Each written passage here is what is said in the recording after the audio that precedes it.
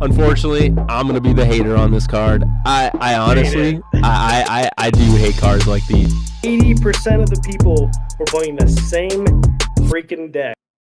Welcome to WWB Ward Wide Broadcast. This is episode 43, and guys, we are the first released remastered cards that exist right now. If you can see on the image, me, Tyler, and Billy are all the new Ward cards. So we get to be the first. So as always, Well, I don't think they'll be able to see until the YouTube. That's just true. for live viewers. Yeah, the but YouTube people will get frogs. to see it. So for everybody who's live streaming, they won't get to see it yet. But then they'll get to join in on the fun. They'll have to also watch on YouTube. So this is where I get to do the plug and say like and subscribe and comment and go on YouTube too, as well as the live stream.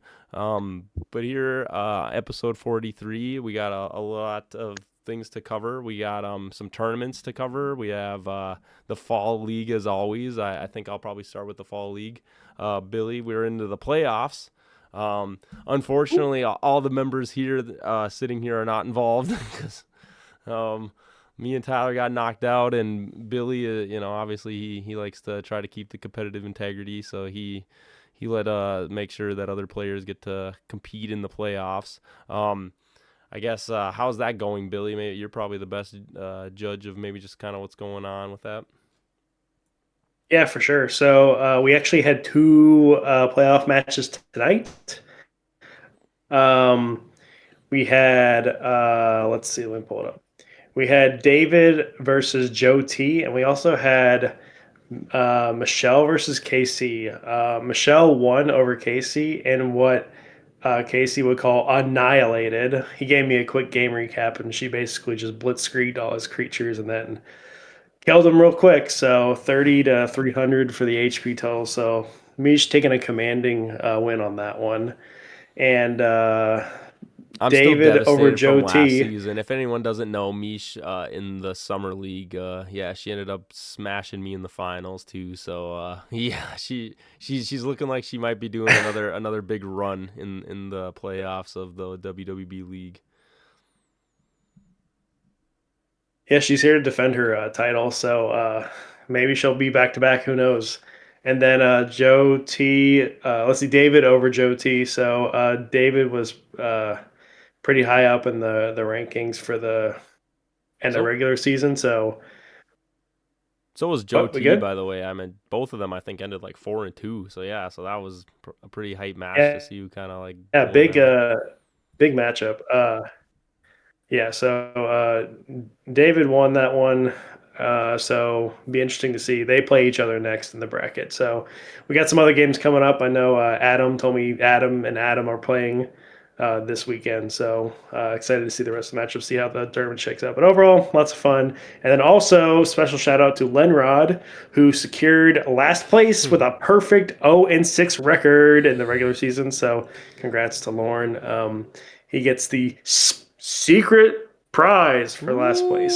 So hey, I mean, if everybody took a look at the secret prize from the summer league, I think some people might be trying to chase that this year. So it's always funny to see who's like, oh yeah, I lost one. Maybe we just make the whole gambit of just playing it.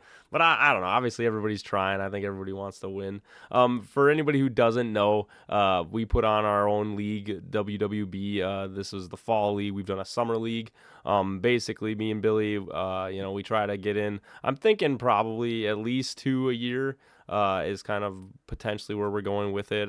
Obviously, we got to make sure we finalize the dates and stuff. But these are leagues that are on Untap. It's an online website that we play Ward on. So for anybody who's watching and they want to potentially join, obviously this league you can't join yet, but the next league that we have coming out, make sure you stay tuned and you kind of listen to see when registration for that would be. So I got to do that, shout out Billy, but I'll let you continue with the fall league because yeah, like I said, the playoffs are kind of a fun, interesting time to hear what's all going on.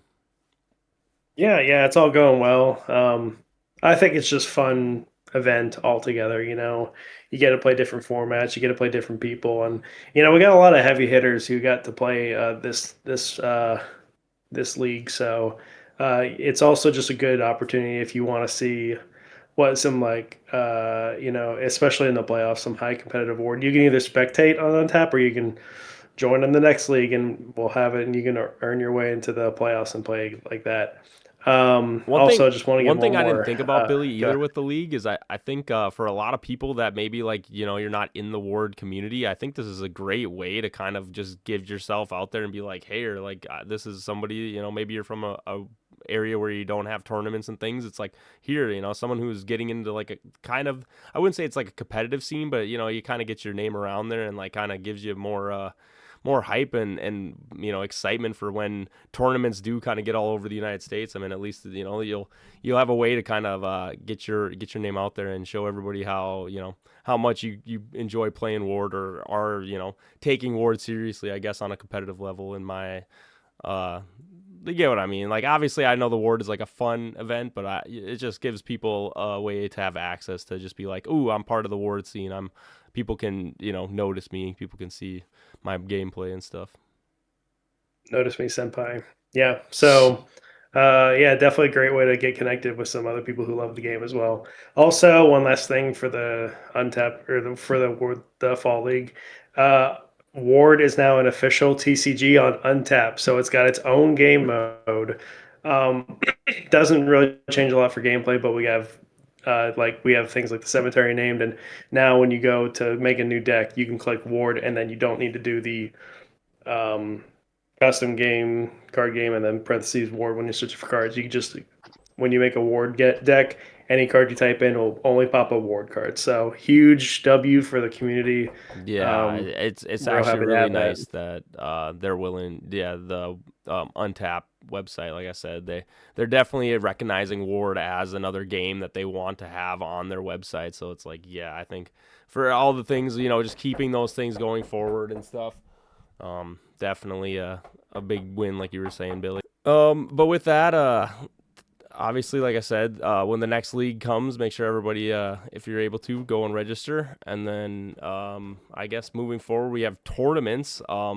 Billy, we also have the Curious Crow tournament. Went on this weekend. I'm sure there's some things that highlights maybe that you want to cover and things that we can go over. Yeah, for sure. I'll give that a quick recap. We had the Curious Crow. It was you got I think like the kids maybe get into it and the parents are like, oh, I'll play with you, and then but then the parents start out like, oh, they get really competitive too. So it was a good time to be had. And they also did it Swiss style. It's the first Swiss tournament that Curious Crow does. So if you don't know, Swiss tournament format is instead of doing like a bracket like you might see it like like the college football playoff or like different like wrestling competitive brackets. They did Swiss style, which means that everyone plays a certain number of games, and it just kind of rotates around who plays who. And then at the end of the set amount of games, the records are compared, and then that's how they seed the first, second, third place or whatever. So everyone played 4 games. So that's nice too, because like if you lose your first 2 games, it's not like you're done playing the tournament. So everyone played 4 games, and then we didn't do like a first, second, third bracket or anything like that. It was just we played the Swiss, and then it was determined from there. So we had actually 3 people, first, second, third, all were 4-0. So it was me, Casey, and then Martin, who is on the Warren Honor rankings as well. That's kind of crazy. So they didn't have it like. Well, I don't know. How many people were there? Yeah, I was kind of curious. I wanted to see if we could get Tyler and just Tyler, because usually about like the Swiss formats and stuff. Yeah, instead of like bracket. Well, that sounds like a little bit modified Swiss. Usually in Swiss, you play this like a person with the exact same record as you. So by the end of 4 games, there's only one person with a 4-0 record. So that seems like it's a little bit modified. But yeah, it was more random for the opponents. So the way we did it is that essentially names were drawn from a hat for every round, and they just made sure you didn't get paired with someone who didn't play. You didn't play before. Yeah. So at the end of the, good. I was gonna say when it comes to formats, like I do like Swiss, and I think it is like better for newer players because, like Billy was saying, you do get a chance at multiple games. Like if you're playing a 4 to 6 round Swiss, you're getting 4 to 6 games of wards in guaranteed. Where obviously in a double elimination, it's much different. But I don't know. It's hard to say. I mean, I've done quite well at most tournaments that I've gone to, so I would say that I like double elimination better. But I could also understand why people would like Swiss more because of just getting more games in. Like obviously for people like, I mean, even up here, like if we're driving down to the cities, it would kind of suck if you play 2 games, then you got to head back, you know. So I definitely understand why people like it. I just prefer the double elimination. It feels like there's a little bit more on the line. Double elimination. I don't Oh, really for like sure. single elimination that much, but Yeah, Yeah, I agree. I mean, I get it. if I was to It's give for my people who play the. Yeah, go ahead, Harry. Oh, I was just gonna say if I could give my take on the Swiss stuff too. I think at the moment I think Swiss is like great, like Tyler you were saying. It's just like allowing people to get more games. I will say yeah, like Ward is kind of at a spot right now where it's like the more data, the more games we have, the more stuff obviously really helps. And I think for new players too, I have been at the bracket. You know, you play these double in bracket tournaments, and it's just like unfortunately. I know this is kind of a syndrome of the brackets where it's like, oh yeah, a new player has to play me, has to play Tyler, has to play Billy, and it's like just because of how it's like okay, they go from the top of the rankings to the bottom of the rankings, so the top player plays the bottom player, which I think Swiss eliminates that and makes it so that it's like okay, it's random, so now anyone can get Harry, Tyler, Billy, and it's like not that it's like oh that it shouldn't be that way or it should be that way. I just think it's one of those things that's kind of nice where I'm sure you guys can all have your own stories about how you've probably knocked out somebody who literally just shows up with like a new they just cracked their first pack ever and they're just excited to try out playing in these tournaments and you're just like oh yeah they got to go up against one of us. So it's like I definitely think Swiss Yeah. probably is a little more friendly to newer players of Ward when it comes to getting into the game. I also something I just kind of realized about it is that I think it makes it a little less sweaty, to be honest. oh, It's a friendlier tournament 100%. format Yeah. because like if you lose, it's like oh whatever, or like if you get paired up with like someone who's just at the top of the top of the leaderboard, it's like okay, well once I'm over with this one, I could go play like another like regular match and get more. Well, I think everyone gets more reps in. you never feel like your tournament life is on the line, you know. It's like Yeah, if you yeah. do So, or if you are having a bad game, it's like, oh, there's always next game. Where like if you're having a bad game and it's double elimination and if you lose you're out of the tournament, you're taking that game a little bit more seriously. it's a little salty, yeah. Yeah. So Well, it makes it for a good environment. I also think with the bracket, it's like a lot of people you can kind of scout, like you're saying, you kind of know like what your next match is probably going to be, whoever wins or loses their next match. Where it's like Swiss doesn't really allow you to do that. So like I think you guys right when you're talking about like a little more or less like it's a little casual, where it's just like oh yeah, my opponent could be this, and this person instead of like oh it's either them or them, and I'm going to be watching that game if my game gets done, So it's like I agree with you too. It's just it's probably a little nicer of an environment of like oh yeah, people can be just kind of relax and just be like hanging out and be like ooh I hope I get you or oh I hope I get you or you're just like a little more excitement of just like Yeah. who you might be getting. What that's actually what like Riftbound has started off with. They do like kind of a basically Swiss style. It's called like a Nexus night kind of thing, and they do always do Swiss style. And I've played in the last couple, and I do notice that yeah, it is significantly less sweaty than obviously a lot of the Word tournaments that we've been to, where it's double elimination. And yeah, it really does feel like it's make or break. Like I show up to a tournament, I lose game one, and then all of a sudden you're like, wow, I am one loss away from losing. I should think about this. If I'm to talk about my I'll personal always remember that tournament. I'll always remember that tournament that Billy ended up winning in the end. But I went in hot stuff, thinking I was the coolest guy ever, and then lost game one. It's like, no, for sure, and that's just this day became a lot more stressful. No, 100%. And that's like you said, that's one of those things about just having the bracket too though. I mean, if I was to personally pick two, Tyler, I think I would also, like you were saying, take the bracket format just because I do like that element of like, oh yeah, like it does have some stress. Like stress can be a part of the game, right? It's like there is like, oh yeah, like this is my next opponent. These are, I only have Well, one you life can, left. So it's like as a competitor, I really enjoy that. yeah, you're able to, well, I don't know, like in a sense, prep with like versus the deck you're playing, but you kind of also know the exact path that you're taking to getting, to the finals. Like, oh, if I get here, I'm gonna have to beat these two people. If I get here, I'm gonna have to beat out of these two people, and you kind of get a sense of feeling of what the day is gonna look like. I think one thing too is, I mean, we all have that too, is having to have a bye with this bracket. I guess that is one thing for bracket, that it's like, nothing feels worse than being at the top and they're just like, here you go, you get to start off the day with a bye, and you're just like, no, I want to play Ward. I need to wait another hour Yeah. probably before I get to play a game of Ward. It's just like, so it's like Swiss kind of also eliminates that as well. Sorry, all right, go Yeah. forward, Billy, with the tournament though. No, it's funny. Yeah, if I could, I would give everyone else my buys. I don't want them. I won't play the game. 100%. But yeah, so we ended up the day first, second, and third was all 4-0. So we determined it. We determined the seeding versus your opponent's strength of record. So you at the end of everything, you took who you played, what their record was for the day, and whoever played essentially the harder 4-0, you know, um, games, they got first, and then second, and then third. Which I can understand from a bracket standpoint, but like, oh well, I won all my games in front of me, and I got second. Like, why is mine less than first, or why is mine better than third? Mm-hmm. Whereas, like, if you just do a bracket, it's like, nope, you won. You beat that person. You climbed to the top. But I mean, it's just a different format. I enjoyed it. It also, I think, it made it very predictable for the people hosting the tournament because it's 4 games and they did 40 minutes. So, in 3 hours we're done, So I think that probably helped a lot from a scheduling standpoint because they've No, had tournaments go till 11 o'clock at night makes before. sense. Very nice. But yeah, all around good time was had. I would definitely play it again. Definitely love playing at the Crow. We get more people playing every time, so it's always a fun time.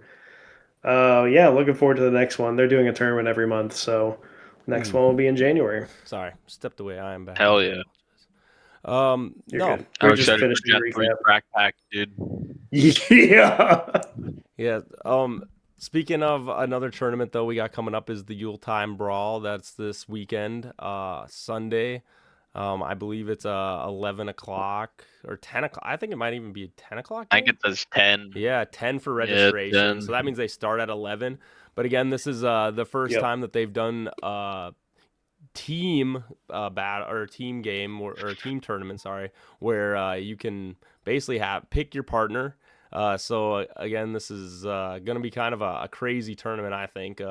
Just having it where you can, bring a friend, both have your decks built, both very high level decks, where before it was like, oh, all you do is a crack pack, or like you just have a random partner. So it's like this new like format, I guess they're doing for the Yuletide Brawl is going to be pretty intense. And so I'm kind of curious, just maybe go over it a little bit. I know there's a lot of people that probably are going to be new to just like, ward tournaments in general. Like how are you guys feeling about just a team tournament where you get to, bring your own decks? Billy, if you want to start off. Sure, I'll go first. My opinion, I like picking your own partner because you can cater your decks to complement each other. There's a very real chance that you play a team tournament and that you get a random partner and your decks literally are like the opposite of each other and they just don't work together. And that's unfortunate. So I think, in my opinion, I would either vote for pick your partner beforehand and construct your decks like that, or I would do random partners, but you're allowed to change your decks once you've been partnered up because that way you don't get things that just don't work together. Like like for instance, what if what if I'm playing an Iron Range deck, but my partner that gets randomly selected has only effect creatures, and they didn't have a plan for Iron Range. It's like, Right. well, that feels bad. Now we don't get to really play together. My strength is his weakness, and his strength is what I'm killing. So, yeah, overall, I think picking partners is great. You get to combine and tweak decks together, and then I think we'll get to see some really nutty combos. So I'm excited. I won't be able to go, but I'm excited to hear the results. And Tyler, I know you're playing it. So, what's your opinion? Yeah, I'm looking forward to it. It'll be my first tournament back since the Ward Bowl, so almost 6 months basically. Well, yeah, it will have been 6 months by then. Yeah, Everybody so will it's be been a while, excited for but your I'm return looking for sure. forward to it. Playing with Adam should be fun.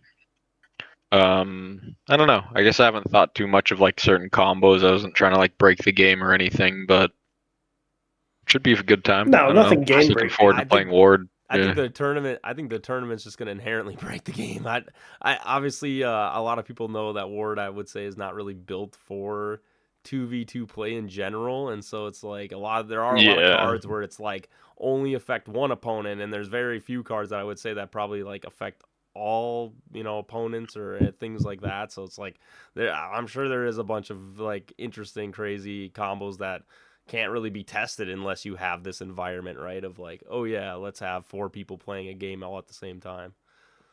Yeah, and you think I trying to will build give. like a you think trying to build like a 1v1 deck and trying to predict for everything in every situation, like try it in a 2v2. Like you ain't Ugh. gonna replicate no games of that. There's gonna be the weirdest game states ever. Yeah. I will give a freebie to anybody playing the 2v2 tournament to think about. Um, some cards inherently just do so much better in 2v2 because their effect or their ability or their, magic card just affects both players instead of just Lightning a strike. target. Yeah, lightning strike's one of them. That does hit your teammate though. But the one I was gonna actually point out is the heroine. I think it's overlooked a lot in 1v1s, but in Mm. 2v2s is actually extremely good because it counts both of your opponent's cemeteries for its buff. So just a freebie out there. Well, I Really good think mid to late game card. that's a good one Eight too. man teams. I was thinking hero too, because hero, if you're sending both your opponent's creatures to the cemetery, it's like he's getting the buff from both of those things as well. Yeah, That's that always is something true. interesting. Hero, I think, is a little less because you have to build it up still. Right. You do get a partner to help you, but the heroine, as soon as it hits the field, it's like, okay, count your creature cemeteries, count your creature cemeteries. That's the buff. And that's huge. So it's I almost just like a double I buff. just think it would be interesting. What if they allowed you to just sack your teammates' creatures and things? Like, do you think that would? I don't know. Maybe that would make the game a little too whack. But if you could like He- use, he- heroin stocks go up with enlightened soul in the game. okay, I was actually going to say that's going to be Soul Eater because that one says any limited summon on the field. oh You jeez. can you could sack your teammates. So that's Hmm. that's pretty fun. Yeah, no. Like you said, I feel like they could always, they're gonna probably have to figure out how exactly they want to enhance 2v2s. I'm sure there is some crazy busted combo-y things that you can do and figure out how they gotta rule them. But either way, I give them props. It's very ambitious to be like, here, let's just try another format, another style of throwing on our tournaments and kind of see how this performs. I would like for it to have some kind of way to make it viable because that's the best way to make it another competitive format, right? 2v2 competitive format, just like we have 1v1s. It's like having a 2v2. I don't know. I think that would be kind of also cool at some point in Ward history if that was also just like maybe its own thing of just like, here, let's just do 2v2s and have a whole bracket for that and a whole ranking system. But obviously, yeah, I doubt at this very second in Ward that it's going to be very balanced and very contained, but hey, that's the fun. I want to see what wacky things. I mean, I can't wait to hear what Tyler had to go up against in that tournament. Unfortunately, I won't be able to make it to that one, but it'll definitely be a pretty crazy one to hear all about the crazy And combos and the stories. ward staff has said that they're gonna have teams in it as well. So Yeah, and so if you want to people to play, fill in for teams.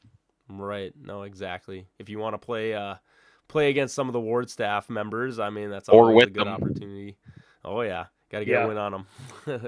I want to see a 2v2 where all 4 players are playing Alcanos and there's just 20 birds on the board. Oh, that's like my paradise right there, Billy. You got to be careful. That's your paradise? Birds of paradise? That's nightmare. What That's do you like mean, Alfred a full Hitchcock. field The of birds. You telling me I wouldn't want that? Birds of Paradise, the Mana Rock. Oh, you got that one, Casey. Oh man, that would be the dream, Billy. Don't even tease me with that. It's never gonna happen because for some reason no one wants to play the birds, but it is what it is. I wonder why. Oh my, yeah. Well, maybe they should be. Maybe they should be. Yeah, no, Billy. It's okay, Harry. No one wants to play Eternal Dragon Turbo either. So. Yeah. Well, that's the thing. Now that you can sack people's creatures. Well, I guess it goes to your cemetery. Maybe that's the counter to the Soul Eater is that they can't take Eternal Dragon, but. I don't know. You, Billy, you were having this big conversation about limited summons, and a lot of people were chiming in on like, oh, they're very weak in this Gen 3. And I mean, honestly, like this might be like hopping into irresponsible takes, but I think they're still very viable. I think limited summon decks are very viable. I think the cards that are utilized to quote unquote stop them, I don't think are like the craziest, strongest cards in Gen 3. And so it's like, as much as you say it, like I said, I mean, obviously, yes, if the meta becomes limited summons, the counters are there. I won't say they're not. But this is going to go into a sort of a rant that I had with Adam earlier today, and I kind of explained to Billy earlier today as well. Yes, in Gen 3 on its own, I don't think limited summons will be that good in itself. Mm-hmm. But once there's all 450 cards to work with, having a card that, say someone's playing against limited summons. What did you want to say, Billy? No, I was just reveling in the fact that we're gonna have 450 cards to play for war at the same. Yeah, it's actually closer to 480 because you got all the 7. Yeah, oh my gosh, it's just an easy, clean number, Mm-hmm. But yeah, so with all those cards, there's all these limited summon counters. But what happens when you're not playing against a limited summon? Those things are going to come up, and the same thing goes with Atom Bomb with Foggy Night. Atom Bomb on its own, yeah, it's an okay card. Against Foggy Night, that's the best card in the game, probably. You really, really, really want that card in your deck. But now you're not playing against Foggy Night, and then you don't play against Foggy Night the next game. Is that card more useful to you in those games than it is against the Foggy Night? Possibly, and maybe that'll make you throw it in the deck. But are you going to run 3? Okay, so now you don't run 3, you run 2. Maybe you run 1. Way less consistent. Maybe you don't find the Atom Bomb to counter the Foggy Night till the bottom of your deck. And those are decisions that you have to make. So yeah, there is things that counter limited summons, but in a 30-card deck, you only have 30 cards. So is that limited summon counter card that, if I'm against a limited summon, they can't win. You have 3 of those. Now you play against someone that's not limited summon, and you might have 3 dead cards in your deck. Is that worth it? And do you want to make that choice? And that's where decision making has to come in with deck building. And I think that's something that you have to think about. Is this, or the same thing goes for the Mistletoe. I love that card. Am I ever going to play it? No, because it works amazingly, so good at what it does, and on every single other aspect, it's worthless. So why would that be a card, good card to me? I want a card to be as consistent as possible. It doesn't matter the opponent I have; it's going to do what I need it to do. Mm-hmm. Yeah, I think you counter cards like Atom Bomb don't do that. They're consistent against a matchup. They're not consistent across the game. Here, Billy. Yeah, give me your take on it, on your thought on that. No, I think those are all really good points. The one thing I'll add is that if we ever get to, a state of the game where now we can sideboard in tournaments, now we're talking, because now all of a sudden I'm putting Mistletoe in my sideboard. I'm putting Atom Bomb in my sideboard. I'm putting that. Yeah, those are what you call sideboard cards because they're good sometimes, but not all the time. It's interesting Yeah, you and say that's that why. because we on a previous episode we had a sideboard conversation and honestly I think we broke it down to like maybe 3 or 4 cards in a sideboard for Ward would probably be like a good amount, where people's decks aren't getting like too flipped around where I feel like it's a little there's an ability to kind of track of like, okay, how much can this deck actually like transfer, like switch, you know what I mean? But I am curious. It's like, would those cards even make it into a sideboard? Like now after those points that Tyler made. I mean, if I'm to talk about my personal understanding of the cards, is like you said, Tyler. It's like not. It's not even that these cards are like just amazing against these types. Like I said, like Missile Toad. But people that do play limited summon decks a lot and frequently, I think can find ways to like even play around those things in general. Of like, okay, there's ways to make it so that I can manipulate the game state where it's like, okay, those cards actually aren't even like super problematic for me as long as I understand that they could be a threat in a deck, right? But it's just like that's one of those things. And obviously in my opinion, it's like those cards like that make it so that limited summons can't just take over the game, right? It's like that mechanic in itself, and I'm sure there's a lot of other like ways to like stop other mechanics in the game too pretty hard, where it's just like those things, yes, they're strong, but if they have these like very obvious counters, it's like, yes, if those cards ever get out of control, if they ever get to a point where it's like everyone's just running in, it's like, okay, well now there's these counters that it's like, yeah, then I guess at that point I tech in the Missile Toad. I tech in that card because it's like, yes, it's just so apparently obvious that it's like I need to stop this kind of stuff. Except maybe I kind of forgot about it. Oh yeah. So another point that I was kind of adding to Adam was something like Atom Bomb. Like sure, what like it blows up things during Foggy Night, but if you're trying to blow stuff up, but you don't want your stuff blown up, Magic Eater is just better at doing that. And if you would like to blow both players up on the field, I would personally rather draw 2 cards. So now this card is literally shoehorned into, if Foggy Night is on the field, play this card, and if it's not, there's 2 other cards that do the same thing but better. That's deck building, though. That's choices, and that's what makes Yeah. the game good. You want stuff that is got everything should have a counter, and everything should make you make choices. Yeah. No, 100%. And like you said, I think it's always a good debate or like just little things to bring up because it's one of those things that I think that not a lot of people always like consider where it's just like, oh yeah, like I do think at this moment, I mean, if we were all to go around, it's like, what are cards that I feel like we constantly see now are things that obviously Assassin still exists. People kind of inherently just understand what the value of an assassin is a deck. I would say there's a lot of other creatures that are like utility. I see, people using like Kendo Tiger things to pop things like Irresistible Love. I mean, what are other cards, I guess, maybe for you guys that you see? Obviously, creatures with, no sack with 100 HP, I would say, are very prevalent in Ward right now of just like. Wasn't that just Kraken, though?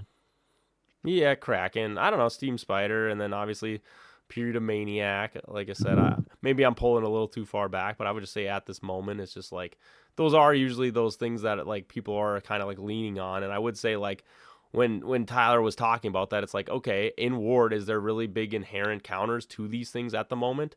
The cards that are kind of strong. It's like some of them like Assassin, but there are other cards like these 100 HP creatures that don't really yet. I mean, obviously Gen 3 might change that, but they don't really have like true counters. And I think like you were saying, as long as the game eventually comes out with ways to kind of counter all these things, it's like, yeah, you just kind of have to be like, okay, what am I feeling at, what do I think everyone else is gonna have to counter? Well, from that train of thought, AL6 and under AL12, you have quite a few creatures that are 100 above 100 HP.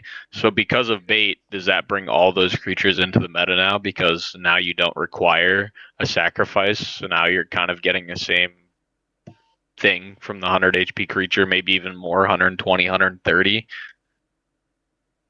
Yeah, and I'm guessing that that'll be something that we see, I would assume. No, and I think you're bringing up a very good point because if you really look at it, I would say like right now in Ward without a card like bait, it's like, okay, how many creatures are like theoretically, like if you do have a sack creature in your deck, can you even bring out? And I would say, yeah, like maybe like 5 at the most, but usually it's like, okay, my creatures is like with that, usually that creature I'm sacking out is such a big creature that it's like, it's going to take up a big HP total in my, in my cemetery, that it's like, usually you only get like 4 creatures maybe with that creature if you bring it out, you know what I mean? So it's like, it is kind of interesting, like you're saying, it's like just taking away sacking a creature and having HP actually go to your cemetery. It's like, how, that card, how powerful is that card? It's kind of hard to really know, right? You know what I mean? We have Bait, Enlightened Soul, and Giant Rat now. I mean, 3 different options to basically get the same thing that you want. One less sacrifice that means something to your cemetery. All different ways. One of them goes back to the deck. One of them you get HP taken out.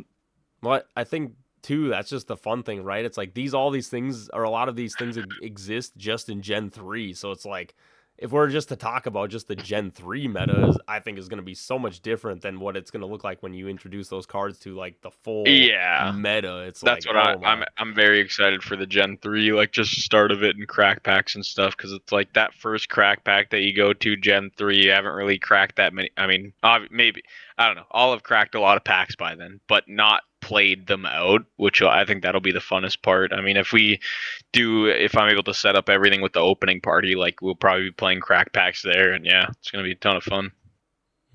No, and like you said, I mean, Gen 3 is just crazy. Like, a lot of people, even in a crack pack, it's like before Gen 3, most AL12 creatures or bigger creatures were like epic, legendary, status, I would say. So it's like you almost rarely would ever see those creatures. And now they have commons that are like AL11. They have uncommons that I think there's an AL12 uncommon. There's I know for sure there's a rare that is an AL12. And so it's like, just having these kinds of creatures in a crack pack is like not really been something that has existed, so it's going to be very interesting to see kind of like how those things play out now with those kind of creatures available to everybody. What are your thoughts, Billy? I mean, I agree with all you. It sounds good. I'm excited for crackbacks Gen 3. I also really like that we're getting some things in the lower rarities that we haven't had before. AL12s, magic destruction. There's a lot of things going on. I mean, heck, we even got some, to use a magic term, we got some hexproof stuff with steam armor, in the uncommon category. So I think there's some really interesting things going on. It's funny you brought that up. For so many new people getting into Ward, I think having destruction cards just very readily available is like just not really something like in crack packs that really did exist. It's like most destruction cards are rare, or right now they are rare or higher. So it's like, I mean, I've had so many times in crack packs where I'm like, they play Flame of the Infinite. I'm like, I just didn't get any destruction cards, so I guess I just have to fight a Flame of the Infinite for the rest of this game. And it's just like, yeah, I don't know. It's kind of interesting now that Gen 3 will kind of have these like things where it's like we can destroy those cards. Destruction, the uncommon slot, be a much higher chance. Yeah, you don't have to depend on Magic Eater or Evil Queen. No, exactly. And it also you guys were talking about in the Discord, but adding Destruction AJ. I only played one game of that ever. I wish I had some Destruction. Hey, that just shows you the value of Kendo Tiger and Hive Lord. I'm saying it right now. I was using Kendo Tiger. He didn't come soon enough. Yeah, baby. I got washed, bro. Full moon was too hard. I had everything. I had everything to one shot the werewolf. I couldn't hit the AL12 though. No, exactly. That's crazy. It's really tough when you only got +2 or +1. You're having to roll pretty high. But I even had Magic Watch, bro. Wasn't working. But even then, like you were saying, Tyler, it's like with Gen 3, it's like once you put it into the whole card pool, it's like, where does bait even sit in there? It's like, is bait even strong enough? Like, there are still cards that bounce. There's so much. No, it's gonna be good, bro. Bait's gonna be so good. Bait is really good. I don't know if I'm not quite sold on for AL12s, but I'm sold on AL11 for bait. I'm sold on that, bro. Oh yeah. Free. Yeah. I mean, we've never had a thing in the game other than obviously sacking like Giant Rat or something, but where you can bring out AL11 for free, basically. And I guess I mean no one's really had this conversation yet, and obviously it hasn't even been released yet. But it's like if you were to say like what's one card that you think will get limited, maybe with Gen 3, it's like I would say bait is probably high up on that list of like just depending how powerful it ends up being, when it comes out. It's just like, oh yeah, maybe we do only allow one of these in your deck because 3 of those in your deck. I'm just saying. I mean, there's probably some pretty interesting decks where it's like you don't really need 3 bait, 3 enlightened soul, 3 Mhm. Cabal War Chief. Right. It's like you're bringing.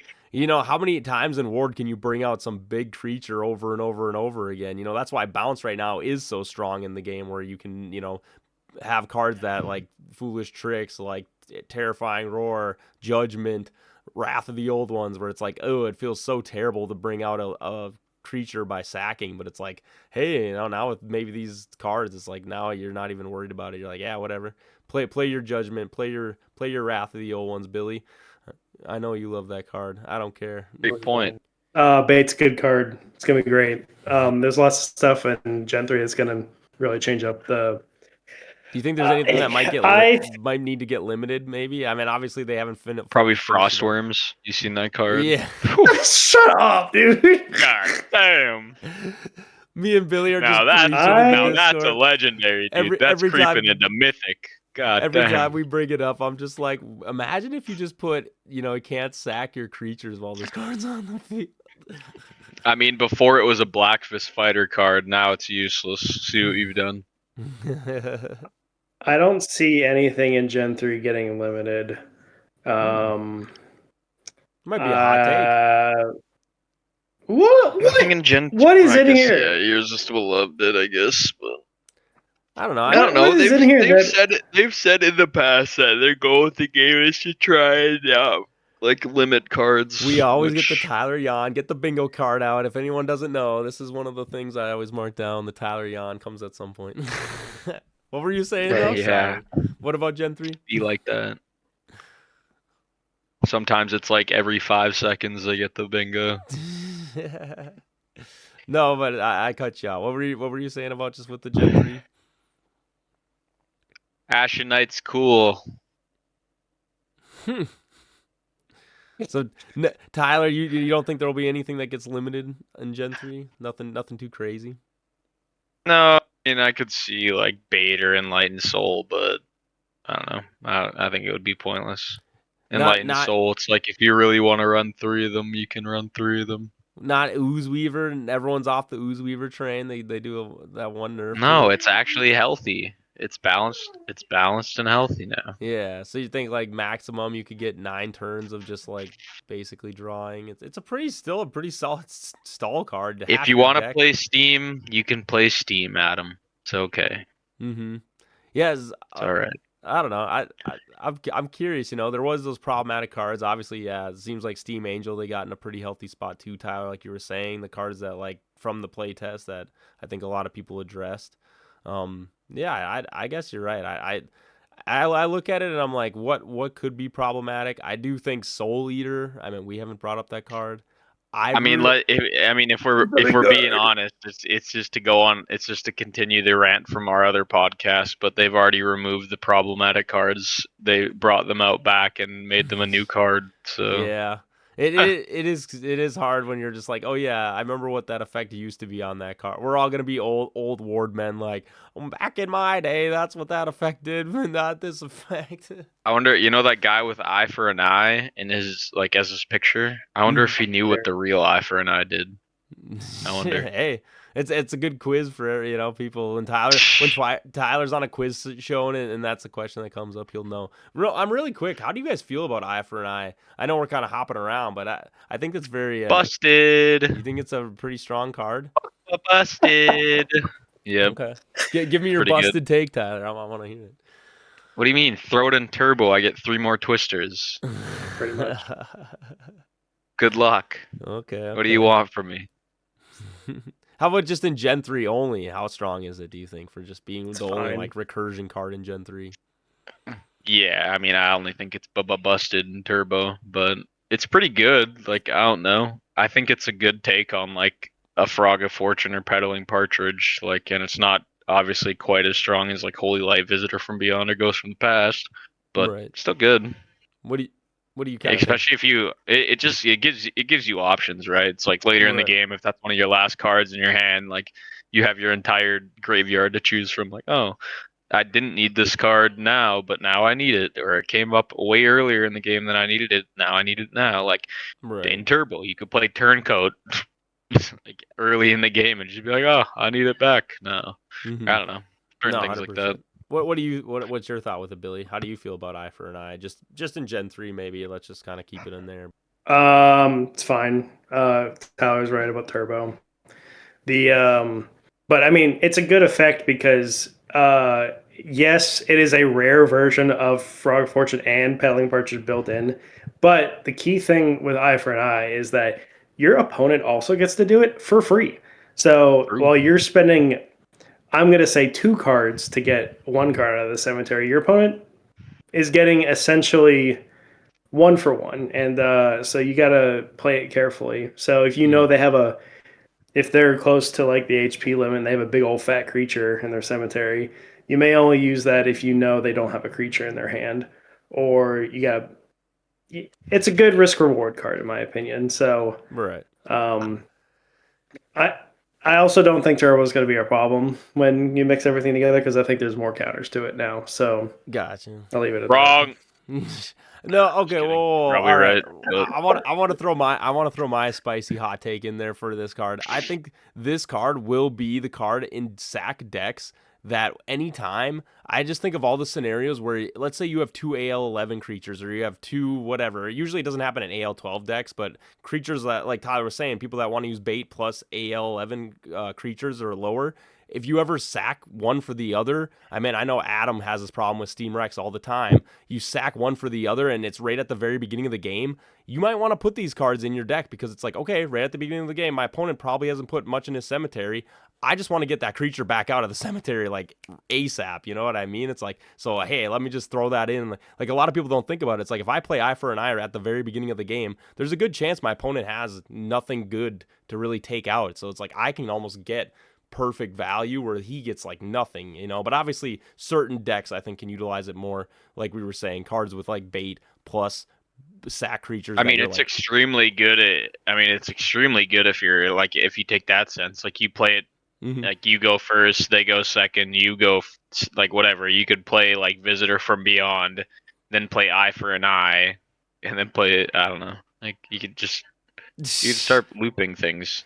Yeah, like you said it's just kind of free value at the beginning of the game. Like let's just say I open up with a powerful card and it's just like, oh yeah, or I inherently put these powerful cards in my deck, and then it's just like, okay, if I have Eye for an Eye and they don't have any really good value to take out of their cemetery, I just get it. You know what I mean? It's like I don't know. I feel like that's usually, you know, something people I don't think too much about it. Like you said, it's like, oh yeah, it's something that we're definitely gonna have to think about. And like you said, it's like when it comes to Magic cards too, like you brought up, Tyler, it's like how many people can just throw whatever Magic card. It's like, let's say I'm in a Steam matchup and I brought burn cards. Do I care about the fact that I can throw an Enigma in my cemetery to grab a different Magic card out? Like, nah, it's like I don't need that. So it's like, I don't know, just being a card that can like recycle so much, and like anytime you're in like a stalled matchup and you're like, I really needed 2 copies of that card, can I get that card back please, right? And rather than the card that does nothing for me in this matchup. It's almost as if cards that give you utility and you can change their effect based on the game you're playing are really good. Yeah, cards. I mean, that's kind of what the rant that I was going on about earlier. A card that does one thing in a certain situation versus a card that does a couple different things in 2 or 3 different situations is always going to be more valuable, just because it's like, oh, I don't need to run into this exact game state for this card to actually be good. It's like, oh, if in this game state, I can use it this way. Otherwise, if it's in this game state, I can use it this way. And it's great in both times. Like that just makes a good card. No, yeah, exactly. And so like you were saying, it's like just going forward with Gen 3, I think it is going to be very interesting to just be like, oh yeah, how do these cards, first off, just in Gen 3, like what their power level are, and then it's like overall what's their power level in Ward. But with that, I think that is just maybe a good spot to leave our viewers. Tyler, was there any live questions that anyone had? Maybe I don't know if we've been covering anything? No, I don't know. I didn't see anything the entire time. It might have only been us the entire time. That's all right. It's all right. All right. But either with that, maybe we should just go to our final thoughts. We all love talking about Ward and things. So, I mean, is there anywhere where you guys are kind of at with Ward? Billy, maybe you go first. What's your final thoughts with Ward right now? Final thoughts. Give me Gen 3. I'm ready. Mm-hmm. Feels like it's That's right my there. final thoughts. Feels like it's right in It's front right of there. us. Hell yeah. I'm getting my collection back slowly. So be prepared. Playing in a tournament after 6 months, Tyler's gonna be rusty, man. He's gonna walk in there, everybody's gonna like, who's this new guy? No one's gonna know who he is. Yeah, I'm gonna come in with like a hood, like I'll be like an old Jedi, just like, hello. I knew how to do this once. See if I can get back on the bike. I used to master the Force. I'm just here. Yeah, I don't know. The ward people were talking about how there's only one undefeated person. What about 20-0? Oh yeah. Anyway, for me, yeah, I just think, as Billy was saying, Gen 3. I mean, I think we're at a point now where it's like after this remaster, after Gen 3 comes out, like this is gonna be kind of the pinnacle of like, all right, this is where Ward really needs to just turn on the gas and everybody's just gonna start pouring in and it's really gonna pick up steam. So I'm just so excited to be ready for all that. So but with that, guys, I think we'll wrap up episode 43 of WWB. Again, like, subscribe, put it in the comments if there's anything that you want to discuss or have any questions on the things we talked about in Gen 3 for sure, or just in the whole episode for sure. And then with that, again, register for the next WWB. Stay tuned to that. Go to the Yuletide Brawl. Face Tyler and Adam. Show them how big of chumps they are and that you guys are going to smoke them. And with that, we'll call it. Have a good weekend, guys. Just make sure it's not raining. That's all I have to say.